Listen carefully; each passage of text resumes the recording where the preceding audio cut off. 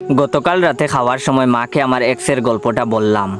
ঘটনাটা এমন হলো যে ব্রেকআপের পর আমার এক্স প্রেমিকার সঙ্গে দেখা দেখেই 2 হাত তুলে হাঁক দিতে তার দিকে দৌড় দিলাম। মাঝপথে এক বুড়া টাকলা বেড়া দাঁড়ায় পড়ল, বলল কি সমস্যা? আমি বললাম, আঙ্কেল আপনার কি সমস্যা? লোকটি এবার মহা ক্ষেপে বলল, আমার বউয়ের দিকে অমন করে 2 হাত তুলে দৌড় দিচ্ছেন কেন? আমি একটু বেবাচেকা খেয়ে গেলাম।